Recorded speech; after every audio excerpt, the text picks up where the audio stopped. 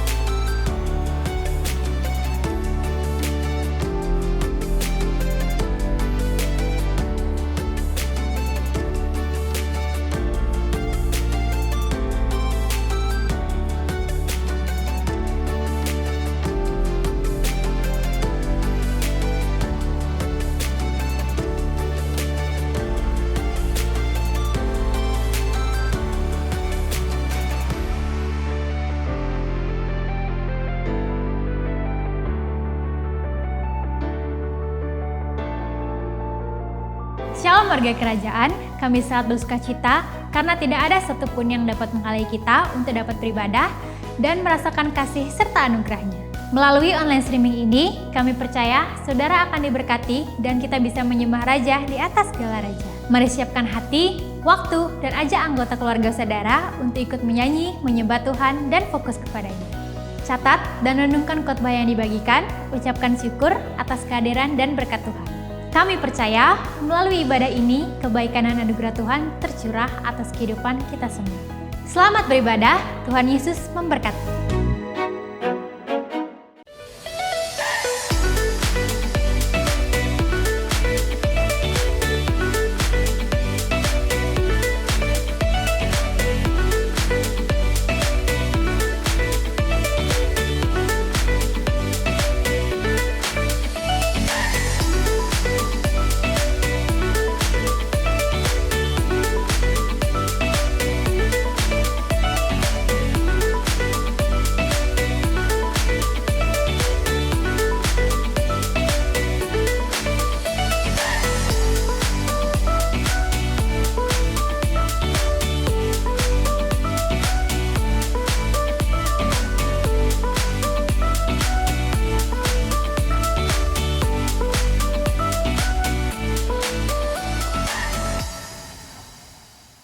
Kami yakin Tuhan Engkau berkuasa, dulu, sekarang, dan sampai selama-lamanya.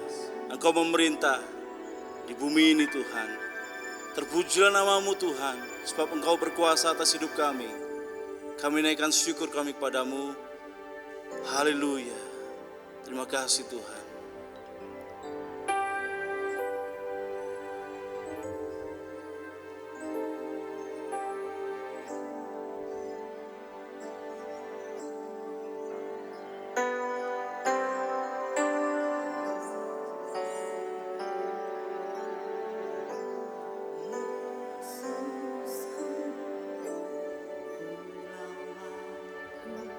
Tiada yang seperti Engkau.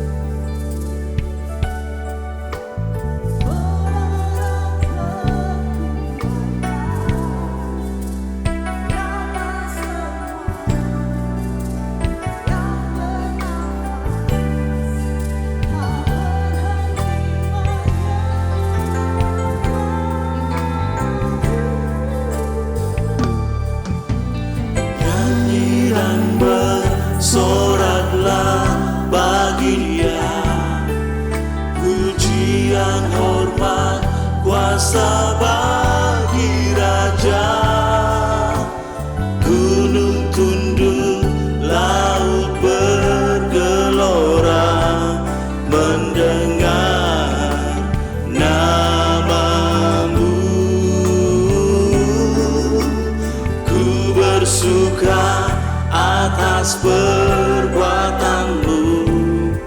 Selamanya ku kasihi Engkau Tuhan. Tiada janji seperti yang ada padamu. Terima kasih Tuhan. Yesusku, penyelamatku, tiada yang seperti Engkau. Setiap hari ku memuji keajaiban kasih-Mu Tuhan. Pelindung, menara kekuatan, ku percaya.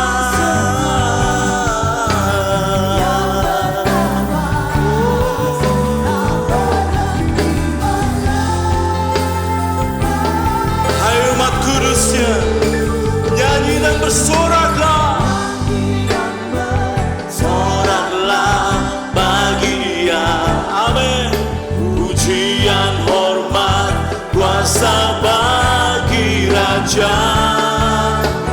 Gunung tunduk, laut bergelora mendengar nama-Mu. Dan ku bersuka atas perbuatanmu. Selamanya ku kasihi Engkau Tuhan. Tiada janji seperti yang ada padamu. Nyanyi dan bersoraklah. Oh, nyanyi dan bersoraklah. Pujian, hormat, kuasa bagi Raja. Gunung tunduk, laut bergelora mendengar nama-Mu Tuhanku. Ku bersuka atas perbuatan. Terima kasih Bapa.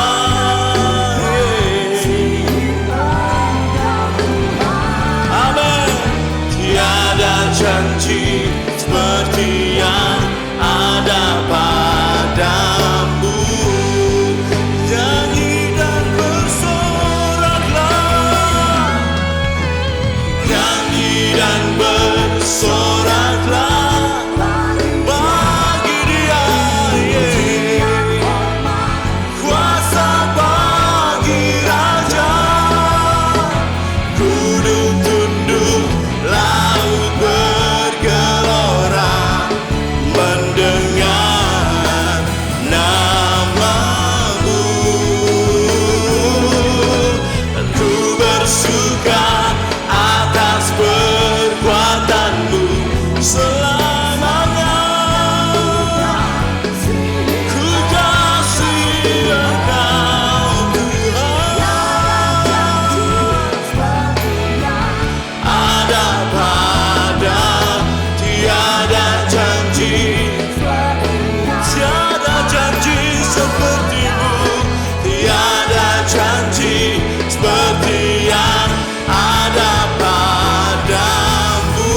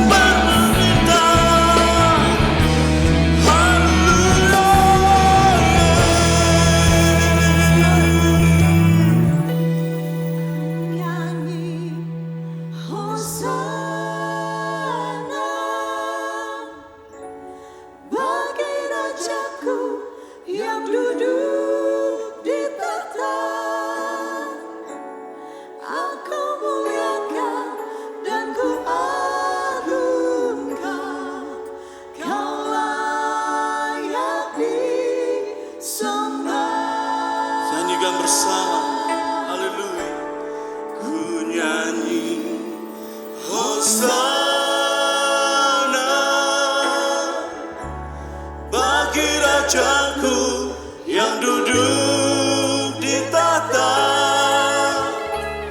Aku muliakan dan ku agungkan, kau layak disembah.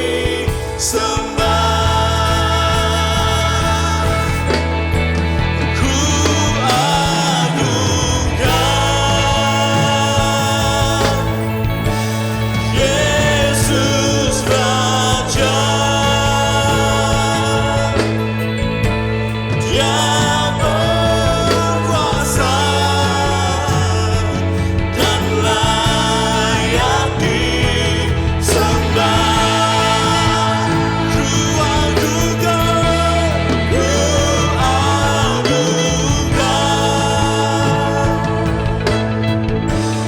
Yesus Raja. Dia berkuasa dan layak disembah.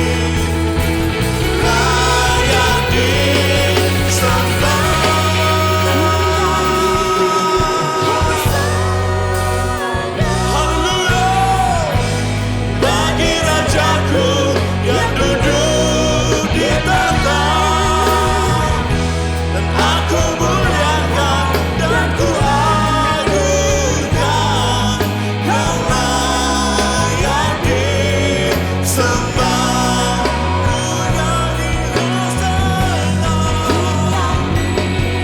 Ku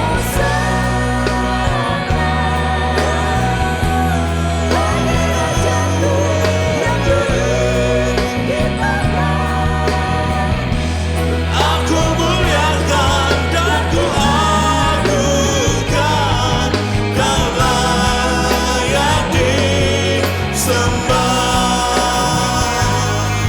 Kau layak disembah. Kau layak disembah. Sorak-sorai bagi nama Yesus Kristus Tuhan kita. Haleluya. Diberkatilah kau Tuhan. Di dalam nama Yesus Engkau berkuasa memerintah dari dulu, sekarang, sampai selama-lamanya. Kami tabiskan ibadah ini dalam satu nama yang berkuasa, Yesus Kristus Raja kita. Sorak-sorai bagi kemenangannya. Haleluya. Mari nyanyi bagi Dia, Raja yang berkuasa dalam hidup kita. Amin. Janjinya digenapi sore hari ini buat kita semuanya. Hey!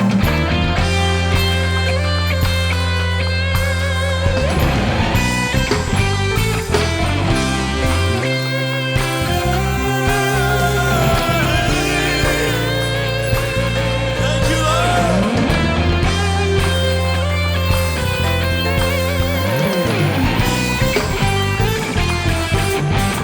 Come on.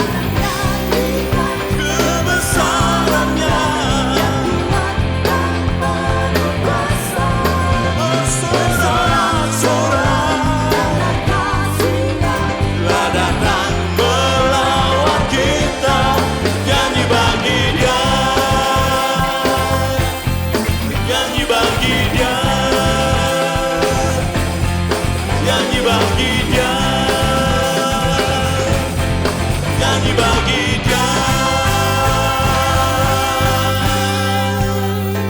Hey, haleluya.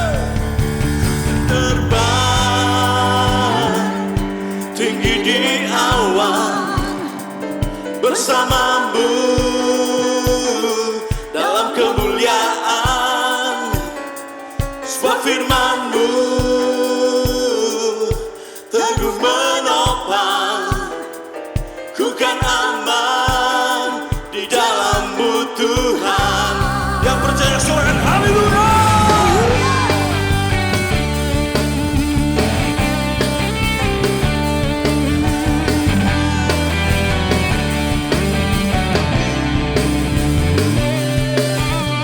Firman-Mu Tuhan terang bagi kakiku, janji-Mu terang bagi jalan-jalanku, kebenaran-Mu menuntun setiap hari. Amin. Ku menantikan-Mu, beri kekuatan baru. Umat percaya di awan bersamamu dalam kemuliaan, firman-Mu teguh menopang, ku kan aman di dalam-Mu Tuhan.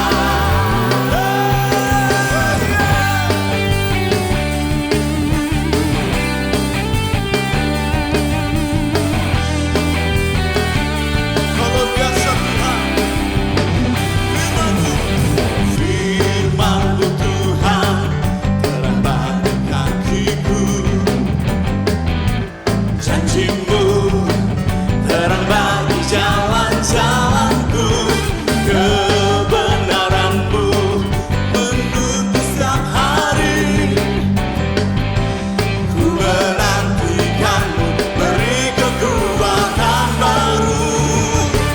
Ku kan terbang tinggi di awan bersama-Mu dalam kemuliaan. Amin. Firman-Mu teguh menopang, ku kan aman di dalam-Mu Tuhan. Jalan-Mu di atas jalan-jalanku, rancangan-Mu melebihi rancanganku. Firman-Mu sungguh telah membebaskanku, berjalan lebih tinggi, berjalan bersama-Mu. Haleluya. Ku kan terbang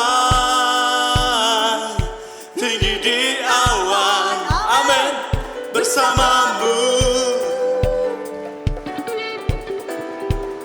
sebab firman-Mu, hey, ku kan aman di dalam-Mu Tuhan. Ku kan terbang tinggi di awan, hanya bersama-Mu dalam kemuliaan. Terima kasih Tuhan, teguh menopang, ku kan aman di dalam-Mu Tuhan. Ku kan aman di dalam-Mu Tuhan. Haleluya, ku kan aman di dalam-Mu Tuhan.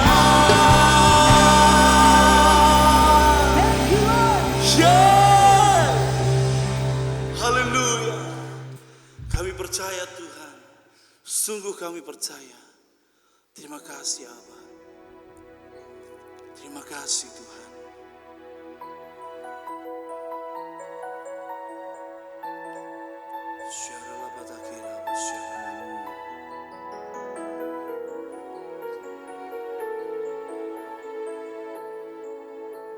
Sungguh besar setiamu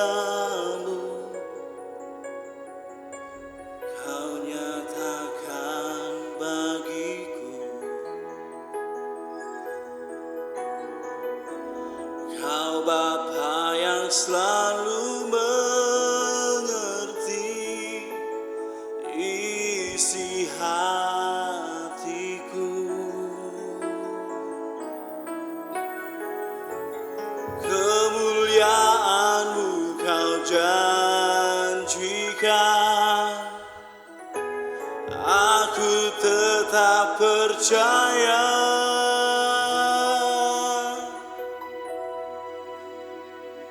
Ku percaya janji-Mu ajaib terukir dalam kehidupanku. Ku berserah di dalam kekuatan-Mu. Ku percaya.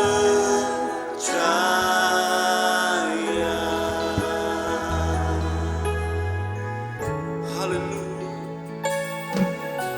Sungguh besar setiamu, Kau nyatakan bagiku. Kau Bapa yang selalu mengerti isi hatiku. Kemuliaan-Mu Kau janjikan. Sungguh ku percaya, aku tetap percaya. Percaya janji-Mu ajaib terukir dalam kehidupanku. Ku berserah di dalam kekuatan-Mu. Hanya Kau segalanya bagiku. Ku percaya janji-Mu ajaib terukir dalam kehidupanku. Ku berserah di dalam kekuatan-Mu.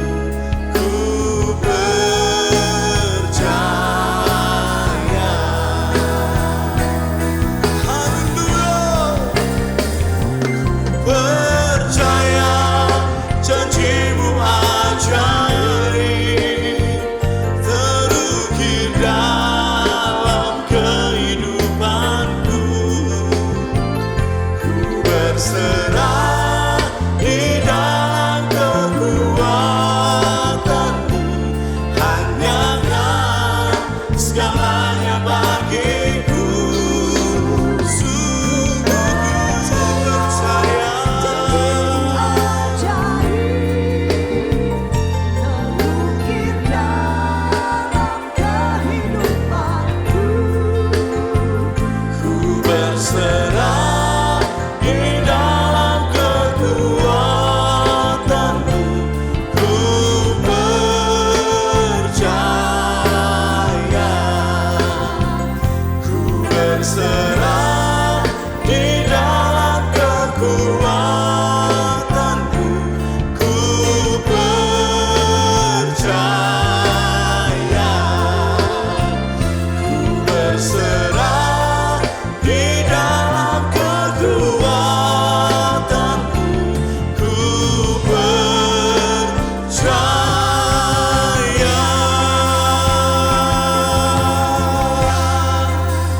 I trust in You, Lord. We trust in You, God. Haleluya, haleluya. Terpujilah nama-Mu Tuhan. Dalam nama Yesus kami nikmati hadirat-Mu. Amin.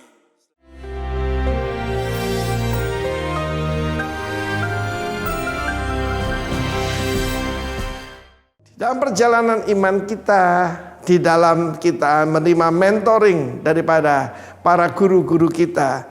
Kata Rasul Paulus, kamu punya banyak pendidik tapi tidak banyak bapak. Akulah bapakmu di dalam Tuhan. Demikian juga dalam kedewasaan. Jangan puas menjadi orang muda yang mengalahkan kuasa kegelapan.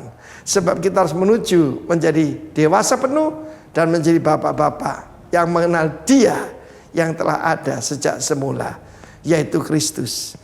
Keiman kita tidak akan lebih daripada pengenalan kita akan Yesus Kristus.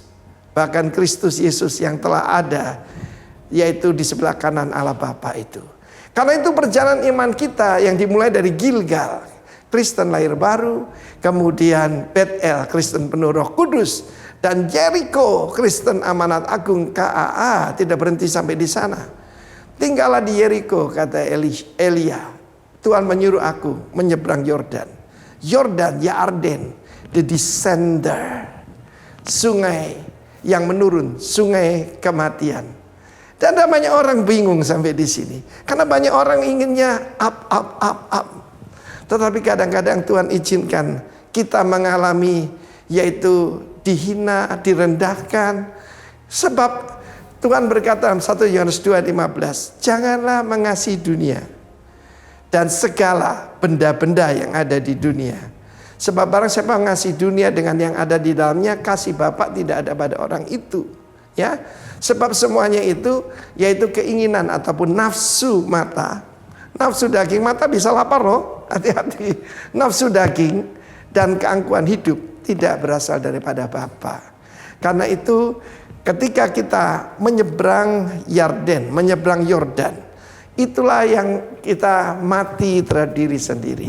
Saya punya suatu kebiasaan, yaitu kalau saya dihina, saya begini saja. Dan saya katakan, aku telah mati dan hidupku ada tersembunyi dalam Kristus. Sebab saya tahu itulah kuncinya. Tidak banyak orang berkhotbah tentang pikulah salibmu setiap hari, sangkalah dirimu. Ya, tidak banyak saudaraku. Sekali lagi, kita ikut Tuhan itu bukan kenyamanan, bukan kesuksesan, tapi bagaimana mempermuliakan Tuhan, kedewasaan dan kesempurnaan. Ketika Kristus berkata, sudahlah genap, tetelestai, padaku ada makanan yang kamu tidak kenal, Yohanes pasal 4, yaitu melakukan kehendak Bapa dan menyelesaikan pekerjaannya. Dalam hidup saya yang sudah mendekati 70 tahun, goal saya cuma satu, bukan cuma finish well, but finish great. Apa yang harus saya lawan? Diri saya sendiri, ya. Sebab yaitu masih ada, selama daging ini masih ada, keinginan daging, keinginan mata, nafsu daging, dan satu lagi yang kelihatan tidak berbahaya, keangkuhan hidup. Mungkin tidak kelihatan, dari depan kita bilang haleluya, tapi hati itu cuma kita yang tahu. Karena itu ketika kita menyeberang Yordan, kuasa Roh Kudus menolong kita untuk mengalahkan nafsu mata, nafsu daging, dan keangkuhan hidup. Karena itu tidak banyak sampai di sini. Lahir baru, good, penuh Roh Kudus, wonderful, amanat agung, hebat. Jangan berhenti di sana. Demi hidupmu dan demi Allah yang hidup dan hidupmu sendiri, kata Elisha, aku tidak akan meninggalkan engkau. Kegigihan, ketekunan, kekuatan, itulah kekuatan yang sesungguhnya. Dan mereka berdua, Shinaim, menyeberang Yordan. Dan look what happened, kita dengar minggu depan. God bless you warga kerajaan. Amin. Shalom warga kerajaan. Adalah suatu sukacita yang besar jika kita memiliki kesempatan untuk memberi sebagai bukti kemurahan hati kita untuk memberkati orang lain atau memberi untuk pekerjaan Tuhan. Hari ini dalam 2 Korintus 9 ayat 6 dan 7 dikatakan, camkanlah ini, orang yang menabur sedikit akan menuai sedikit juga, dan orang yang menabur banyak akan menuai banyak juga. Hendaklah masing-masing memberikan menurut kerelaan hatinya, jangan dengan sedih hati atau karena paksaan. Sebab Allah mengasihi orang yang memberi dengan sukacita. Perhatikan ini, Allah mengasihi orang yang memberi dengan sukacita. God loves a cheerful giver. Apa maksud Alkitab tentang seorang pemberi yang bersukacita? Ingatlah satu hal, bahwa pemberian kita harus mempunyai kualitas yang terbaik. Firman-Nya jelas berkata, jangan dengan sedih hati atau karena paksaan. Dengan kata lain, pemberian kita harus dilakukan dengan sukacita. Kalau kita menabur dengan hati yang tidak baik, bersungut-sungut, dengan hati yang terpaksa, sedih hati, atau memiliki motivasi yang salah, hasil tuan kita pun tidak akan baik. Sikap hati yang kita miliki saat menabur adalah penentu bagi benih yang kita taburkan. Ingatkah saudara tentang cerita seorang janda miskin di Alkitab yang memberikan 2 peser uangnya ke dalam peti persembahan? Dikatakan bahwa persembahannya itu menyenangkan hati Tuhan. Itu karena apa, saudara? Karena ia memberinya dengan sepenuh hati dari apa yang terbaik yang dimilikinya. Perhatikan ini, benih yang baik, hati yang baik, motivasi yang baik, dan tentunya disertai dengan ucapan syukur akan menghasilkan tuaian yang baik pula. Banyak orang ingin diberkati, berlimpah-limpah, tapi dia tidak mau menabur, menunda-nunda waktu untuk menabur dengan berkata, penghasilanku pasti pas-pasan atau belum bisa memberi, aku belum digerakkan oleh Roh Kudus, nanti saja kalau keadaan sudah mulai membaik dan normal, dan sebagainya. Sekiranya alasan tersebut tidak ada di antara kita, Bapak Ibu Saudara. Warga kerajaan, Tuhan tahu betul apa yang kita butuhkan, dan Dia tahu betul bagaimana cara untuk memberkati hidup saudara dan saya dengan berkelimpahan. Oleh sebab itu jangan pernah ragu, karena ketika kita memberi dengan sikap hati yang benar, di samping memberkati dan memberi upah, Tuhan pun akan memperkaya kita dalam segala kemurahan hati yang akan membawa ucapan syukur kepadanya. Hari ini, mari memberilah dengan dasar kasih, dengan kerelaan, bukan keterpaksaan, dan dengan penuh sukacita. Dan semua berkat itu akan mengalir dengan sendirinya tanpa perlu kita pikirkan. Mari kita berdoa. Bapa, hari ini kami mau membawa benih yang terbaik yang ada pada kami, dengan hati yang tulus, tanpa paksaan, dan dengan motivasi yang benar. Karena kami tahu Engkau menyediakan tuaian yang baik dan berlimpah atas keluarga kami, pekerjaan kami, bahkan pelayanan kami. Kami siap menabur dengan sukacita dan ucapan syukur. Amin. It's your time. Be a cheerful giver. God bless you. Mari jemaat yang sangat dikasihi Tuhan, saya mengundang kita bangkit berdiri.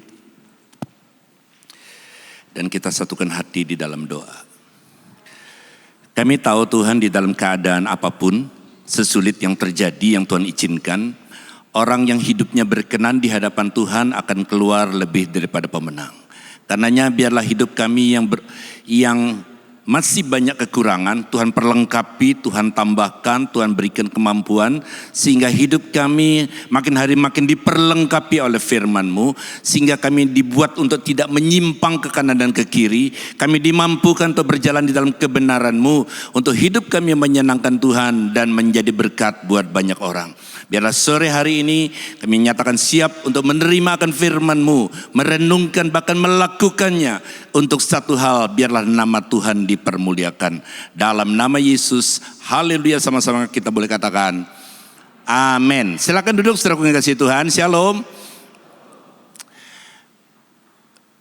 Saya memperhatikan ada satu kebiasaan orang-orang di zaman now ini adalah suka ngeprank.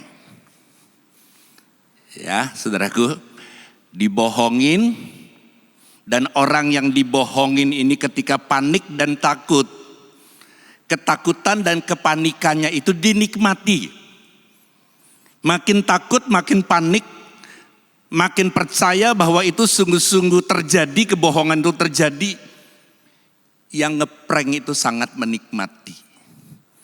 Tetapi saudaraku, sore hari ini kita mau belajar bahwa kebohongan itu bukan ditujukan pada pribadi seseorang, tetapi kebohongan itu ditujukan kepada diri kita sendiri. Dan celakanya kita buat kebohongan untuk diri kita sendiri, dan yang paling mempercayai kebohongan itu yaitu kita sendiri. Ini yang seringkali tanpa disadari ada sesuatu yang menghambat saudara dan saya untuk menerima janji Tuhan yang dahsyat dan luar biasa. Mungkin saudara berkata, saya sudah berdoa, saya sudah melayani, rajin ke gereja, baca Alkitab, doa, puasa, semuanya sudah. Tapi kenapa hidup saya nggak mengalami terobosan? Kenapa doa saya sepertinya mentok di plafon lalu jatuh lagi, nggak sampai ke sorga? Jangankan didengar oleh Tuhan, jangankan ditolong oleh Tuhan. Tanda-tanda untuk perbaikan keadaan saja tidak terlihat. Sore hari ini saya berharap lewat firman yang sebentar kita akan dengar, akan membuat kita boleh semakin mengerti bahwa seringkali sumber permasalahannya adalah di diri kita sendiri, bukan orang lain.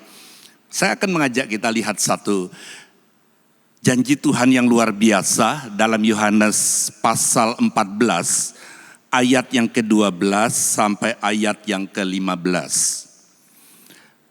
Aku berkata kepadamu, ini Tuhan Yesus sendiri yang bicara, sesungguhnya barang siapa percaya kepadaku, ia akan melakukan juga pekerjaan-pekerjaan yang aku lakukan.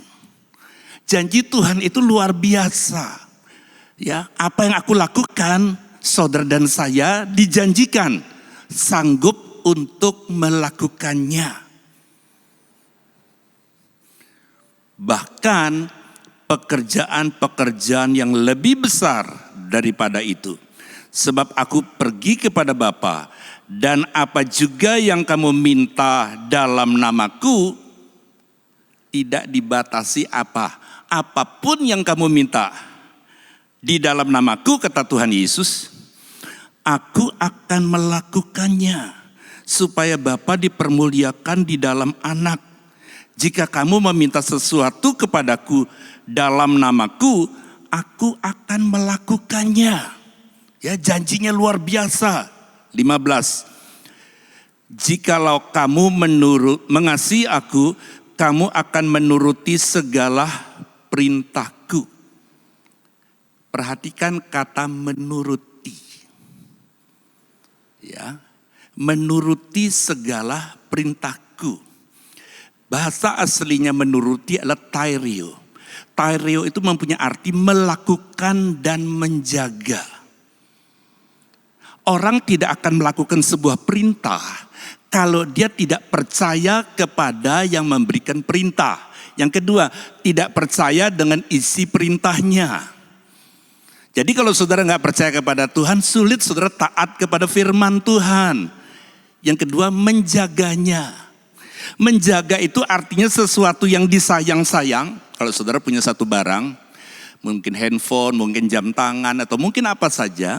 Saudara tahu itu harganya mahal dan saudara tahu itu adalah sesuatu yang saudara sayangi, pasti saudara akan jaga.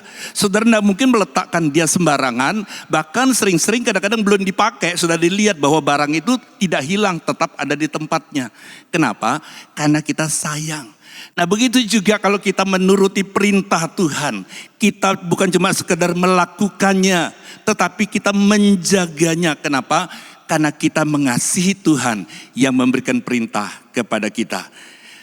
Kalau saudara lihat janji Tuhan yang luar biasa ini, ada yang menikmati dan ada yang belum menikmati. Kalau yang belum menikmati, ayo sama-sama kita lihat keadaan manusia di akhir zaman ini. Terambil dari 2 Timotius 3 ayat yang pertama. Ini keadaan manusia yang terjadi pada zaman now ini. Ketahuilah bahwa pada hari-hari terakhir, saya percaya hari-hari terakhir adalah hari-hari ini, ya. Tolong dibedakan akhir zaman dengan berakhirnya zaman. Berakhirnya zaman itu kiamat itu masih lama, tapi akhir zaman itu adalah saat-saat ini. Ketahuilah pada hari-hari terakhir akan datang masa yang sukar. Manusia akan mencintai dirinya sendiri dan menjadi hamba uang, ya, menjadikan dirinya itu hamba, budaknya daripada uang, dan uang menjadi tuan. Dengar baik, kalau saudara menjadi hamba dan uang menjadi tuan, saudara akan melihat uang itu sebagai tuan yang sangat bengis. Tapi kalau kita menjadi tuan atas uang, saya percaya dia akan menjadi hamba yang setia. Tergantung bagaimana memposisikan diri kita terhadap kekayaan dunia. Mereka akan membual dan menyombongkan diri. Mereka akan menjadi pemfitnah. Mereka akan berontak terhadap orang tua. Ya, sekarang ini banyak anak-anak muda itu mulai berontak pada orang tua. Kenapa? Karena merasa pendidikan orang tua lebih rendah daripada dirinya. Karena merasa pengetahuannya lebih rendah daripada dirinya. Kadang-kadang merasa orang tuanya itu gaptek. Ya, ini itu nggak ngerti. Anak muda kadang-kadang merasa justru kalau keluar negeri, anak muda sama orang tua, anak muda yang memberi nasihat sama papa mamanya. Pak, ma jangan jauh-jauh loh. Nanti kalau nyasar susah pulang ke hotel. Ya, kalau anak muda enggak, dia bisa lihat GPS dan sebagainya. Saya mau katakan, anak muda, hormati orang tuamu. Karena orang tuamu pernah muda, tapi anak muda belum pernah tua. Karena itu tetap hormati orang tuamu. Karena orang yang menghormati orang tuanya pasti hidupnya diberkati oleh Tuhan. Haleluya. Lalu dikatakan begini, saudaraku. Dan tidak tahu berterima kasih, tidak memperdulikan agama, tidak tahu mengasihi, tidak mau berdamai, suka menjelekkan orang, tidak dapat mengekang diri, garang, tidak suka yang baik, suka mengkhianat, tidak berpikir panjang, berlagak tahu, lebih menuruti hawa nafsu daripada menuruti Allah. Secara lahiriah mereka menjalankan ibadah mereka. Mereka ini bukan orang gak punya agama. Menjalankan ibadah secara lahiriah. Tetapi pada hakikatnya mereka memungkiri kekuatannya. Jauhilah mereka itu. Yang sering dibahas adalah hal-hal yang di atas. Ya, garang, memfitnah dan sebagainya. Tapi saya merenungkan ada satu hal yang penting. Dan ditulis bagian terakhir daripada keadaan manusia di akhir zaman adalah memungkiri kekuatannya. Memungkiri kekuatannya. Memungkiri itu artinya tidak mengakui. Memungkiri itu artinya tidak atau menyangkal. Denial, menyangkal. Alkitab bilang, jauhilah mereka itu. Nah Bapak Ibu, sore hari ini saya akan mengajak kita merenungkan bahwa membohongi diri sendiri itu artinya memberikan hal-hal yang tidak benar kepada diri kita. Lalu kita yang paling mempercayai. Contoh, saudara berdoa kepada Tuhan minta diberkati. Tapi saudara sudah tempel di dalam hati dan pikiran saudara bahwa aku ini orang yang paling sulit diberkati. Atau bahkan mungkin tidak mungkin diberkati. Nah sore hari ini saya berikan 7 hal dan saya percaya ada lebih daripada itu. Kalau saudara kaitkan dengan tema bulanan kita adalah developing, mengembangkan. Ayo saudaraku, kembangkan bagaimana cara kita melihat terhadap diri kita sendiri. Seringkali saudaraku kasih Tuhan kita gagal memberikan penilaian terhadap diri kita sendiri. Ya, kita lebih mudah memberikan penilaian kepada orang, apalagi penilaian yang buruk kepada orang. Kita sangat mudah memberikan penilaian.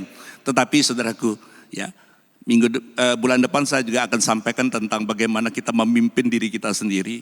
Seringkali kita sebagai pemimpin, kita keras dengan orang lain, tapi kita lembek dengan diri kita sendiri. Kita tahu tuh nggak boleh, tapi ya karena keinginan kita begitu kuat, kalau nggak dilakukan nggak bisa tidur, pusing, bingung, udah lakukanlah, nanti akan minta ampun. Saya mau katakan hal-hal kecil ini yang justru menghambat saudara melihat pemulihan terjadi di dalam hidup saudara dan saya. Kita lihat dulu, janji Tuhan tidak akan kita alami ketika membohongi diri sendiri. Kebohongan apa yang pertama? Aku adalah korban masa lalu. Saudaraku, memang betul saudara ada hari ini, pasti ada hari kemarin, ada bulan kemarin, ada tahun kemarin. Nggak mungkin saudara tiba-tiba ada hari ini. Ada rentetan peristiwa, ada rentetan kejadian, ada rentetan begitu banyak. Dan saya mau katakan semua itulah kumpulan keputusan-keputusan saudara. Mungkin saudara pindah dari tempat lain ke tempat ini? Bisa tolong angkat tangan siapa yang lahir di Denpasar? Enggak sampai 10 orang, saudara. Jadi artinya saudara mungkin dari luar daerah, luar kota, pindah ke tempat ini. Bisa pindah ke tempat ini keadaannya menjadi enak. Lalu saudara berkata, syukur ya saya pindah ke Denpasar. Atau saudara mungkin keadaannya kurang enak dibandingkan dulu. Dan waktu kita memberikan diri kita sebagai korban, hati-hati. Sekarang ini banyak yang disebut dengan victim mentality. Memposisikan dirinya sebagai korban. Untuk apa? Meminta simpati orang, meminta belas kasihan orang, meminta pengertian orang. Bahwa aku ini korban. Dan dalam situasi seperti itu ada 2 hal yang akan terjadi. Yang pertama, saudara akan berkata, ini semua gara-gara dia. Semua gara-gara dia. Saya mau katakan, teman kita, kenalan kita, atau orang dekat kita bisa memberikan masukan, bisa mengajak saudara lakukan sesuatu, bisa mengajak saudara join bisnis, bisa saja menawarkan sesuatu, tetapi terjadi atau tidak, itu adalah keputusan saudara dan saya pribadi, lepas pribadi.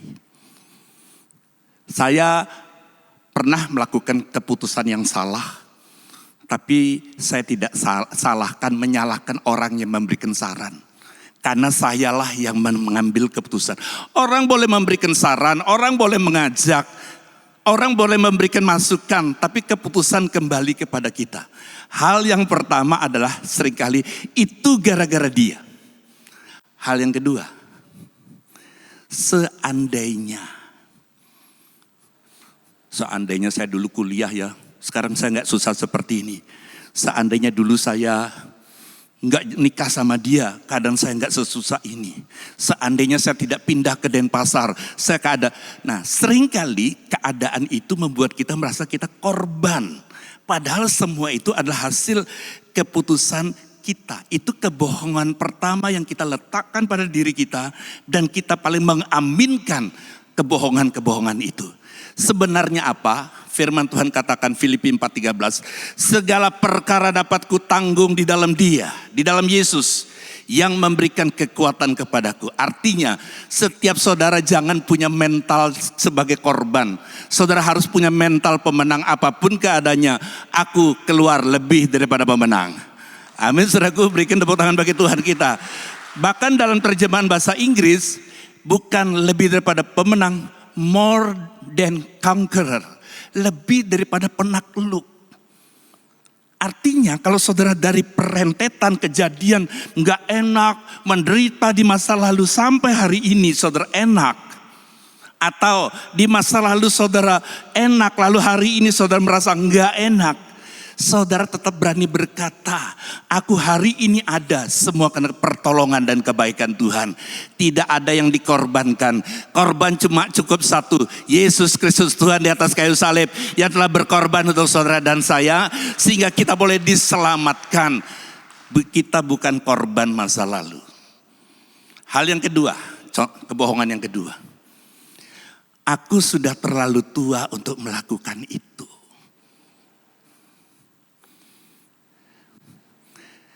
Staf saya pernah ditanya oleh direktur bank di mana kami membuka rekening. Dia tanya, itu Pak Thomas itu masa pensiunnya umur berapa? Terus staf saya bilang, kalau di gereja kami tidak ada batas usia. Sepanjang masih diberikan tugas dan tanggung jawab, melayani terus. Dan saya juga tetap percaya, seumur hidup saya akan tetap melayani Tuhan. Sepanjang kita masih kuat dan masih diberi kepercayaan. Yang setuju bisa katakan amin. Kalau saudara suka makan KFC, fried chicken, Colonel Sanders itu sudah mencoba berbagai resep. Dan mulai bisa diterima resepnya oleh masyarakat. Umur 61 tahun. 61 tahun. Mungkin kalau ukuran pegawai negeri di Indonesia sudah pensiun, saudara.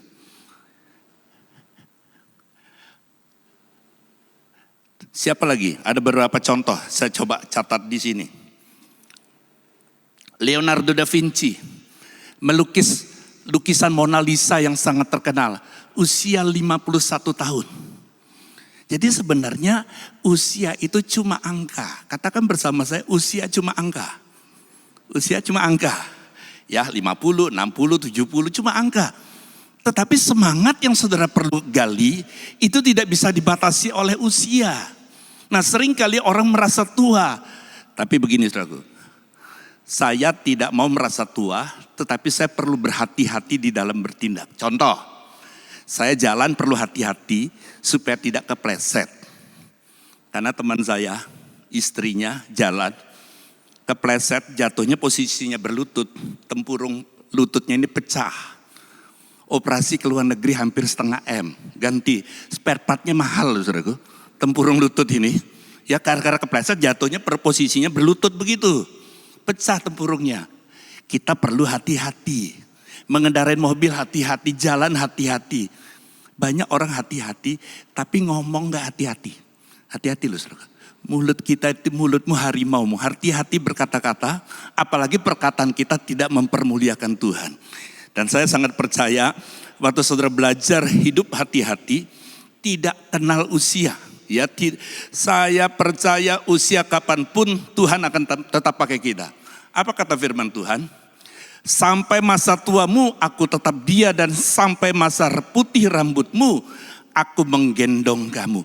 Loh kalau kita ada dalam gendongan Tuhan, ya saudaraku, pasti kita orang yang disayang Tuhan. Yang kedua adalah orang yang diberikan kekuatan, yang dilindungi oleh Tuhan.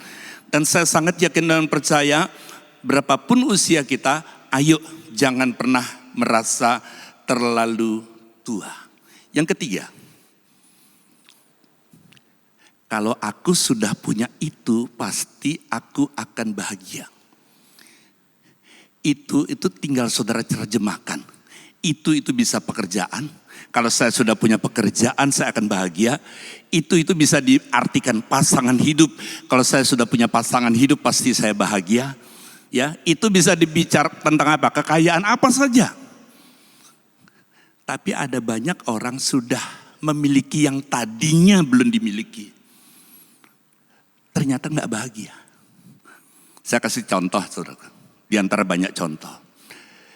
Teman saya tinggalnya itu di Singaraja, daerah pantai. Dan dia membayangkan betapa enaknya kalau punya villa di Bedugul. Dia bilang enak bener ya. Beda Pak, dingin AC dengan dinginnya hawa di Bedugul beda. Saya membayangkan sore hari saya di teras rumah, duduk, anak-anak barbekyuan di taman. Saya duduk, segelas cappuccino dan roti bakar, sambil melihat gunung. Aduh enaknya luar biasa. Beberapa waktu kemudian terbelilah villa itu. Kemudian saya tanya, loh Pak kok jarang naik ke villa? Aduh Pak capek Pak sampai sana Pak.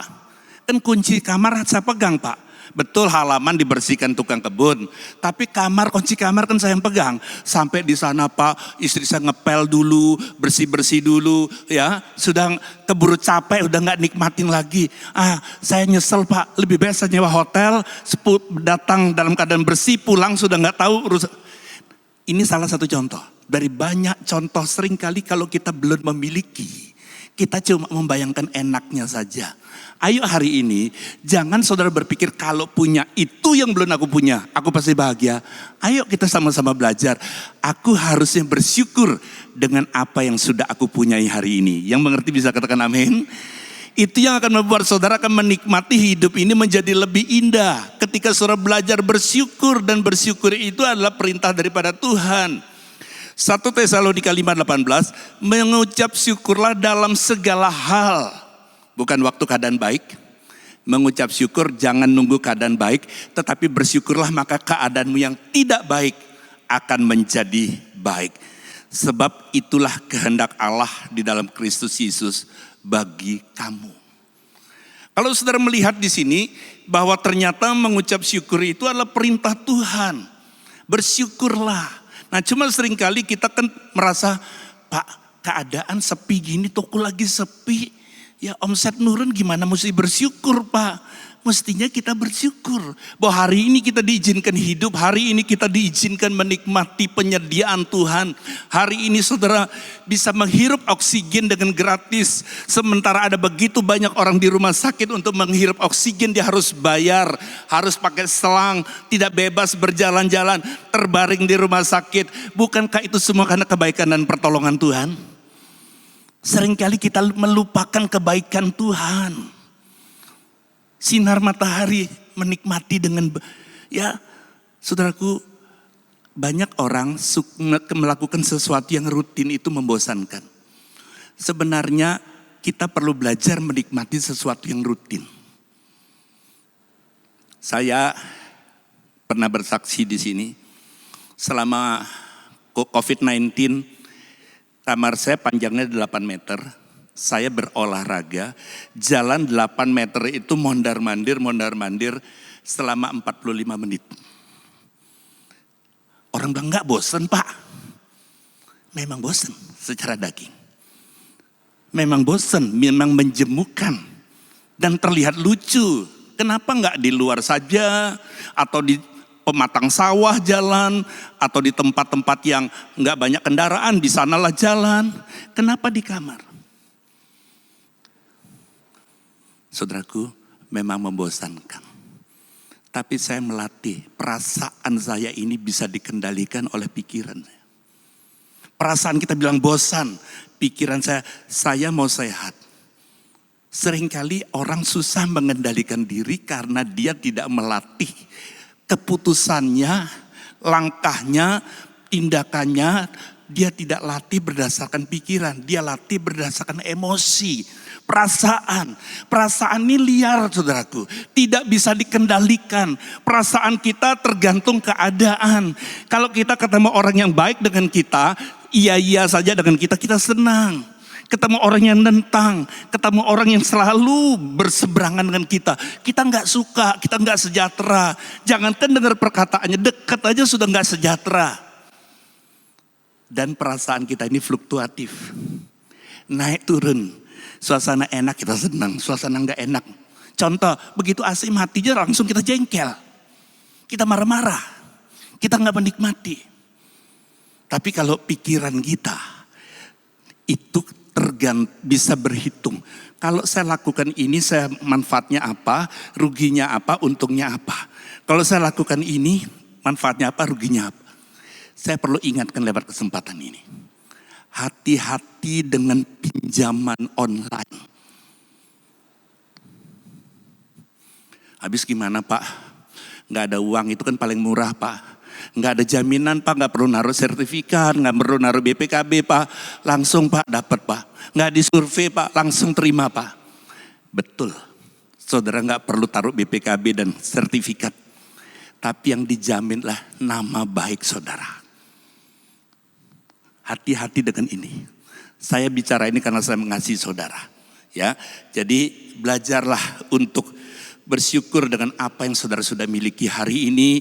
Percayalah, kalau saudara belajar mensyukuri dengan apa yang saudara terima hari ini, bukan dengan perasaan, pikiran saudara berkata, loh hari ini aku bisa hidup, bukankah semua karena kebaikan Tuhan? Ada begitu banyak orang hari ini untuk mencari hidupnya susah.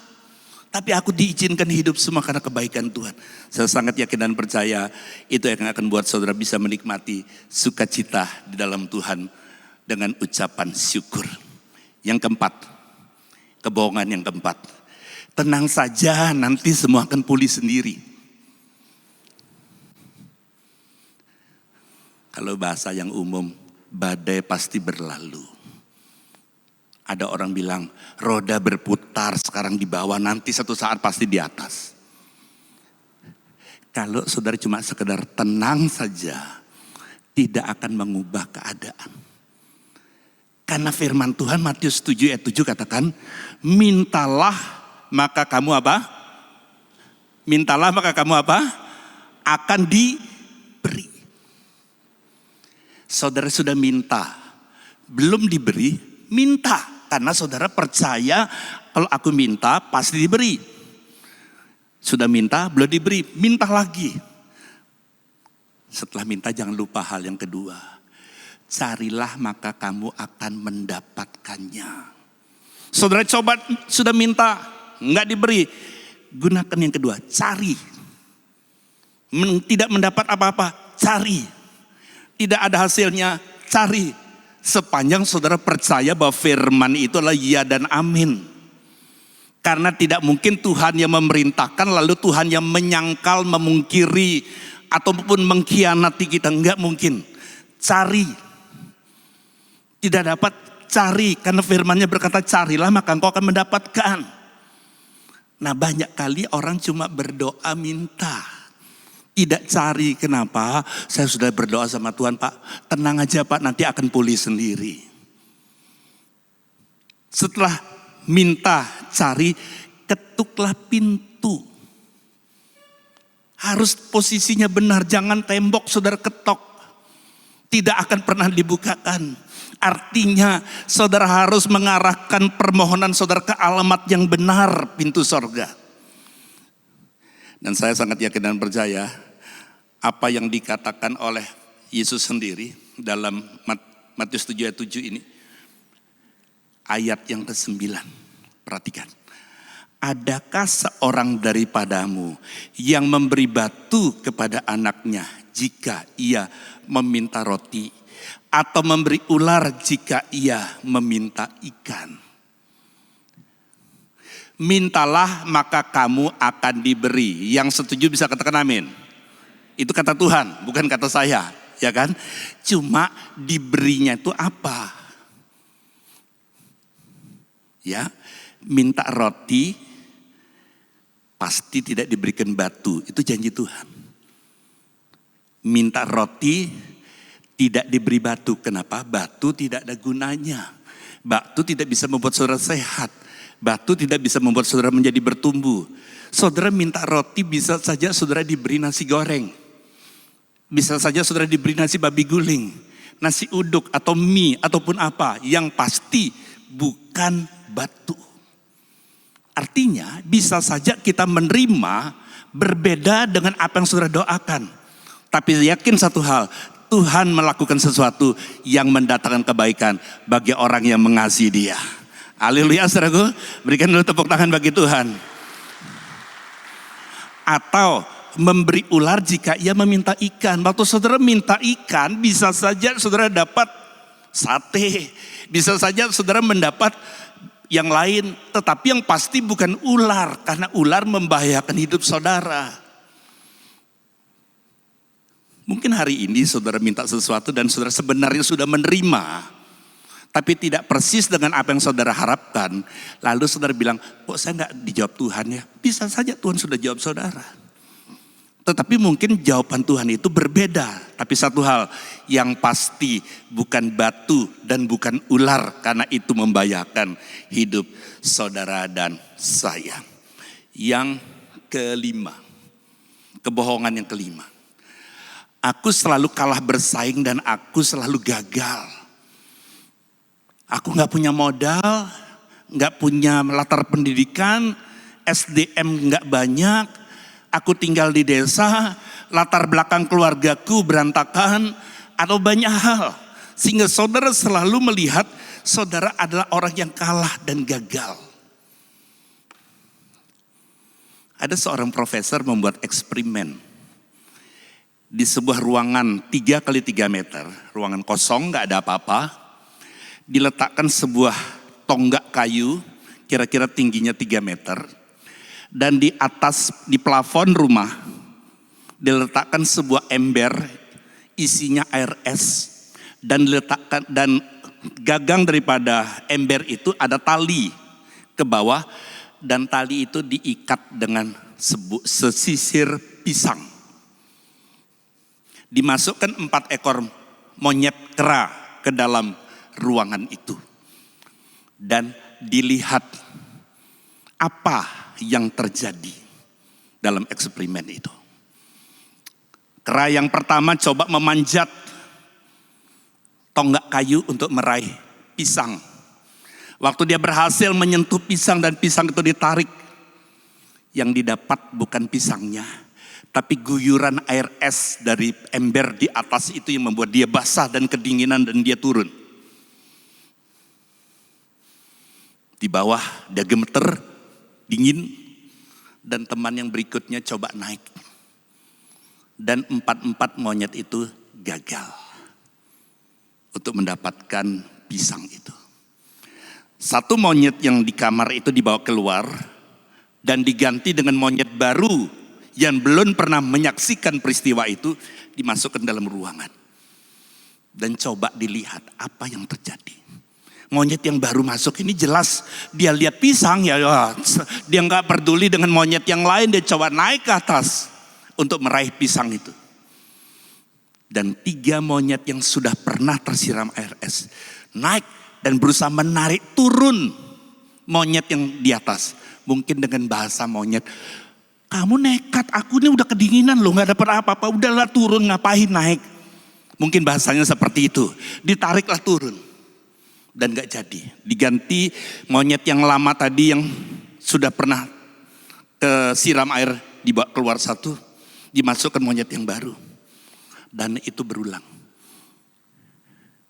Dan yang terakhir, ternyata nekat, dia gak peduli. Mau ditarik turun enggak, aku harus meraih. Dan monyet yang terakhir berhasil meraih pisang dan ditarik pisang. Dia dapat pisangnya dan tanpa tersiram air. Kenapa?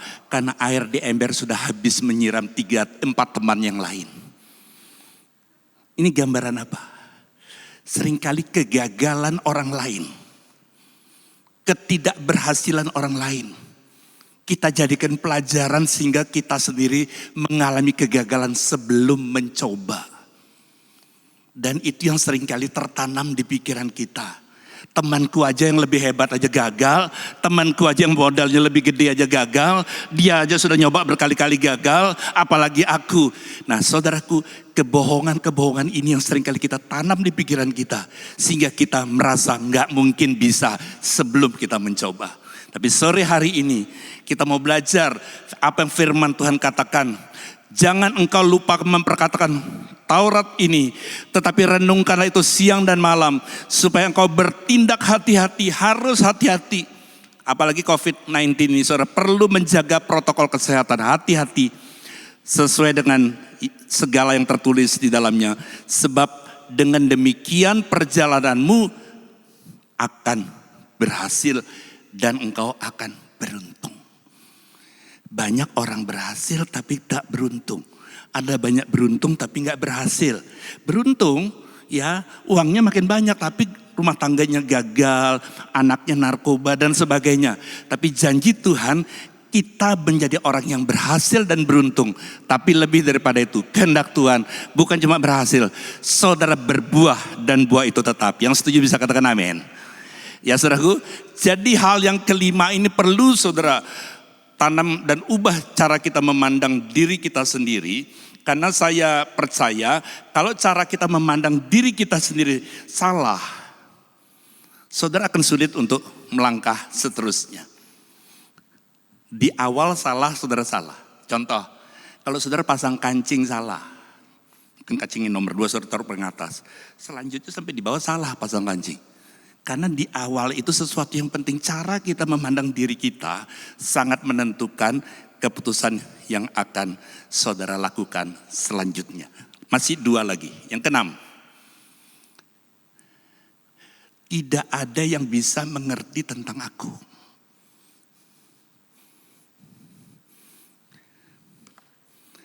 Kadang-kadang kita merasa gak ada orang yang ngerti tentang diri saudara. Termasuk pasangan kita. Istri saya gak ngerti saya, suami saya gak ngerti saya. Orang tua saya gak ngerti saya, anak saya gak ngerti saya, gembala saya gak ngerti saya, GKM saya gak ngerti saya. Saudaraku kasih Tuhan, banyak kali ada sesuatu yang kita ingin Dan saya percaya hal ini terjadi ketika kita mengasihani diri kita sendiri. Orang yang terlalu mengasihani dirinya sendiri akan selalu merasa orang gak ngerti saya, orang gak tahu, enak aja pendeta khotbah gak tahu keadaan saya. Betul, saya gak tahu keadaan saudara satu persatu. Tapi kalau saudara datang kepada Tuhan, Dia adalah Allah yang maha tahu. Tuhan maha tahu, seringkali manusia sok tahu. Itu yang membuat seringkali gak ketemu. Mari saudaraku, kita datang sama Tuhan dan kita selalu di dalam pelayanan saya, dalam kehidupan saya, di dalam penggembalaan saya sebagai seorang gembala, ada banyak riak-riak bahkan gelombang-gelombang. Tapi saya gak perlu cerita ke jemaat. Jemaat berpikir gereja jalannya aman-aman, gak ada badai gelombang. Semua ada, tapi saya tahu inilah waktu saya sebagai pemimpin saya diuji leadership saya. Sehingga saya nggak perlu minta belas kasihan, saya tahu sumber kekuatan daripada Tuhan. Jadi kalau saudara hari ini, mungkin saudara sedang menghadapi masalah, sehingga setiap malam saudara harus menumpahkan air mata saudara. Setiap malam mungkin saudara membasahi bantal di mana saudara tidur. Hari ini jangan saudara berkata, Tuhan kau nggak dengar. Tuhan mendengar apa yang menjadi kesusahan saudara. Mazmur 569.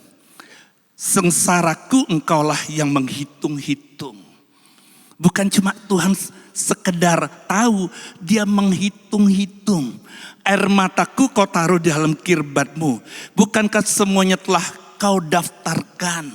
Jadi saudaraku, sore hari ini saudara sadar bahwa setiap kesulitan yang saudara alami, Tuhan tahu. Maka musuhku akan mundur pada waktu aku berseru, aku yakin bahwa Allah memihak kepadaku. Jadi kalau saudara mungkin sepertinya nggak ada yang mau ngerti saudara, yang saudara dapatkan adalah orang yang selalu cuman ngatain, menyalahkan. Kadang-kadang kan kita tuh suka merasa orang itu kok nggak ngerti saya sih, taunya dia nyalahin saya, kamu sih kurang begini, kurang doa, kurang iman, kurang apa.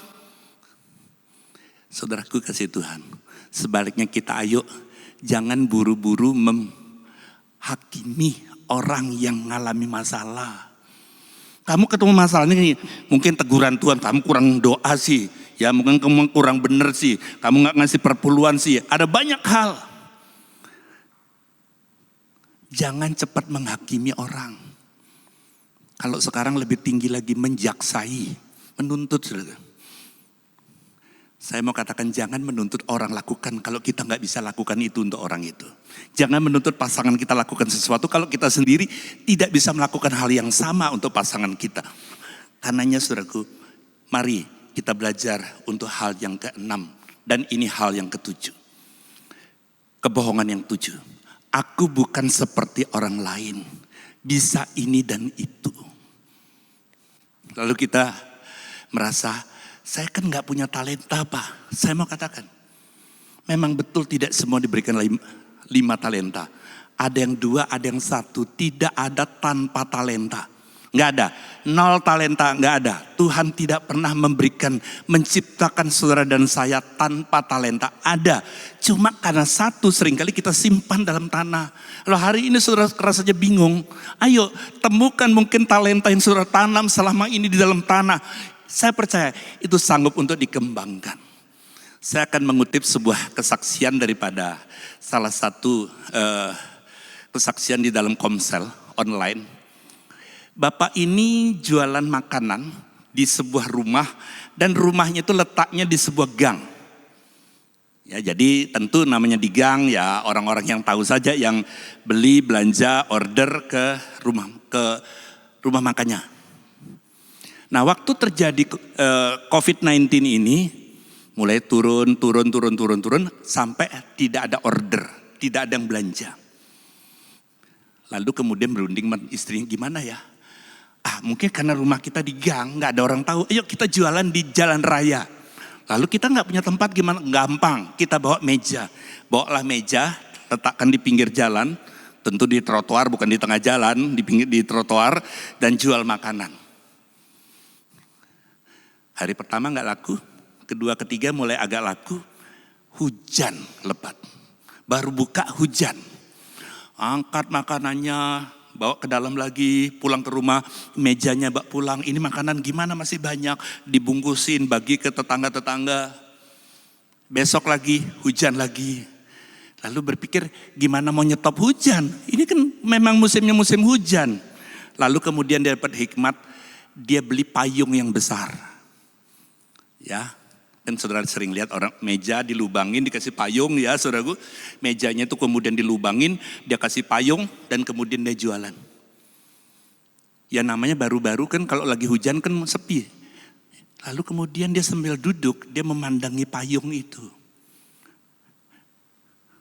Kenapa saya nggak jual payungnya saja? Dan dia mulai cari payung, dia modifikasi, dia bentuk mungkin diameternya jadi lebih besar. Kemudian dia masukkan ke Facebook, Instagram dan mulai datang order. Dia mulainya kirim sendiri, lama-lama dia bisa memberkati tetangganya, anak-anak muda untuk ngirim barang, dapat ongkirnya, ongkos kirimnya biar buat dia. Dia bersaksi mulai daripada 5 biji, kemudian naik 5 dosen, 15 dosen, 50 dosen, 600 buah payung loh saudaraku. Dalam waktu sebentar habis dan bisa memberkati tetangganya. Dan saya mau katakan, Bapak ini gak pernah berpikir buat payung. Tapi kadang-kadang masalah dan kesulitan bisa memunculkan kreativitas, ide yang baru. Dan kalau hari ini saudara dengar ini jangan lalu semua pulang rame-rame jualan payung, bukan ya. Setiap orang pasti diberikan ide masing-masing sesuai dengan apa yang menjadi talentanya. Temukan talenta satu yang mungkin saudara simpan dalam tanah, karena satu itu lebih daripada cukup untuk membuat saudara diberkati dan jadi berkat buat nama Tuhan dipermuliakan. Tuhan memberkati. Yuk kita bangkit berdiri saudara. Sementara kita mempersiapkan perjamuan kudus kita,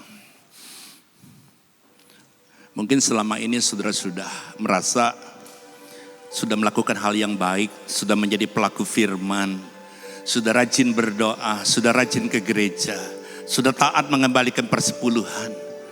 Ke konsel pun juga saudara gak pernah absen. Tapi kenapa ya? Kok sepertinya nasib saudara belum diubah Tuhan? Sepertinya kesulitan itu masih dekat dengan hidup saudara. Biarlah sore hari ini lewat kuasa daripada Roh Kudus membuat setiap saudara boleh dibukakan, disadarkan bahwa mungkin saja kita banyak memberikan kebohongan-kebohongan terhadap diri kita. Lalu kita sendiri yang meyakini dan mengimani kebohongan itu terjadi dalam hidup kita. Sore hari ini saudara dengar firman Tuhan tadi. Ayo keluar. Jangan pegang kenyataan fakta di lapangan. Pegang janji firman Tuhan. Siapapun saudara, apapun keadaannya. Karena firman Tuhan tidak bisa dibatalkan oleh keadaan. Kasih Tuhan tidak bisa dibatalkan oleh masa-masa sukar. Keadaan krisis apapun.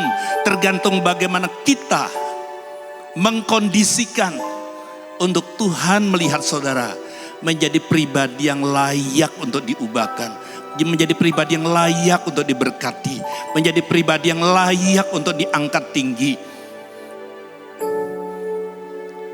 Kalau hari ini saudara mungkin sedang menghadapi pergumulan yang berat, kau sepertinya gak tahu apa yang harus saudara kerjakan. Saya mau katakan tidak ada seorang konsultan pun yang sanggup mengarahkan saudara, kecuali saudara berseru kepada Tuhan. Dan Roh Kudus yang ada dalam hati saudara akan menyingkapkan hal-hal apa yang perlu saudara benahi, perlu saudara ubahkan, perlu dikembangkan. Ada hal-hal apa, mungkin talenta-talenta yang selama ini terpendam, yang rasanya tidak ada artinya. Minyak dalam buli-buli yang rasanya dimiliki oleh janda nabi itu terlalu sedikit dan gak ada harganya. Kalau dijual pun berapa harganya dibandingkan utang yang terlalu besar. Tapi waktu dia mau taat, dia kumpulkan bejana-bejana dan dia terus menuang. Dia tidak berpikir dengan cara pandang manusia. Dia berpikir dengan cara pandang ilahi. Dan mujizat itu terjadi. Mari saudaraku, sementara saudara pegang roti ini, apakah saudara percaya bahwa roti ini merupakan persekutuan kita dengan tubuh Kristus? Mari kita makan dalam nama Yesus.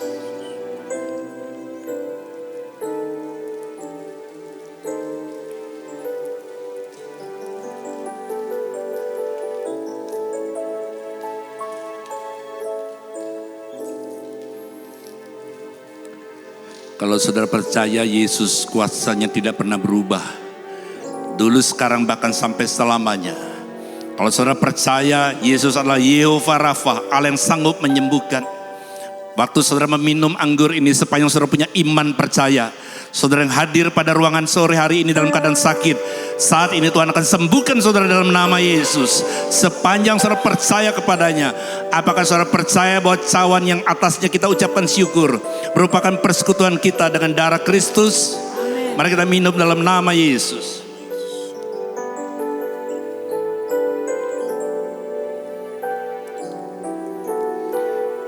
Kami bersyukur untuk persekutuan yang indah pada sore hari ini.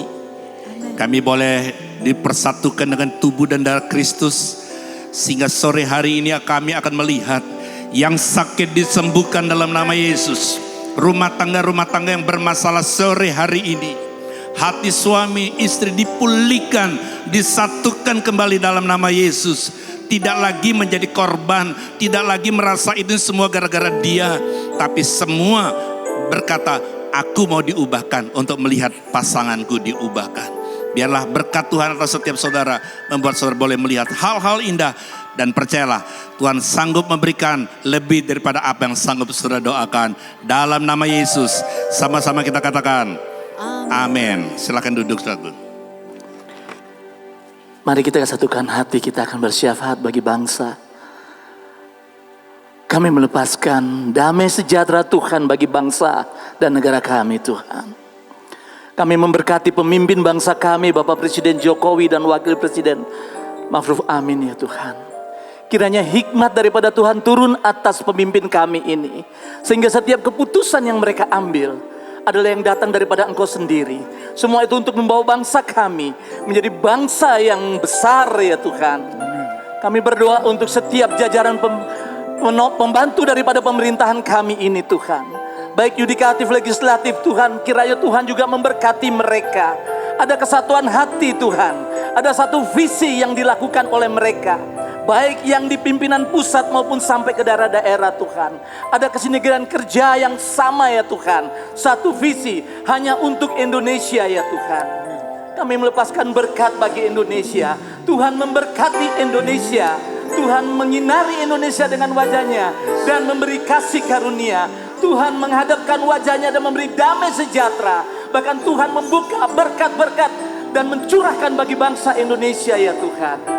Kami juga berdoa, Tuhan, untuk pilkada serentak yang sebentar lagi akan dilakukan, ya Tuhan, pada bulan Desember, ya Tuhan. Kami berdoa, Tuhan, kiranya pemimpin-pemimpin yang siap untuk dipilih ini, Tuhan, mereka punya hati yang takut akan Tuhan. Kami percaya Tuhan akan terpilih pemimpin-pemimpin yang takut akan Tuhan. Kami juga berdoa untuk setiap masyarakat yang ambil pesta demokrasi ini, ya Tuhan. Kiranya mereka melakukan protokol kesehatan yang sudah ditetapkan oleh pemerintah kami, Tuhan.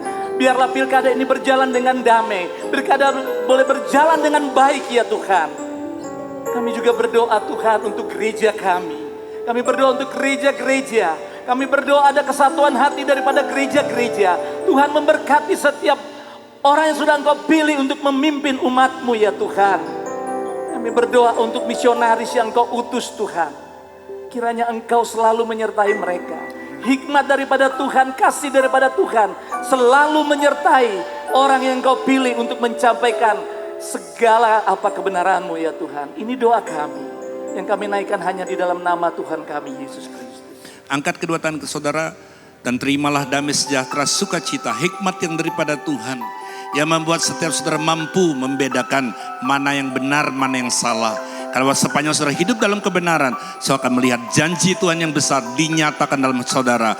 Mulai sore hari ini sampai Dia datang menjemput kita, di dalam nama Bapa melalui Putra Tunggalnya Yesus Kristus, lewat Roh-Nya Kudus, hari ini menyertai saudara, memampukan saudara, menguatkan saudara untuk selama-lamanya. Yang percaya katakan amin. Tuhan memberkati.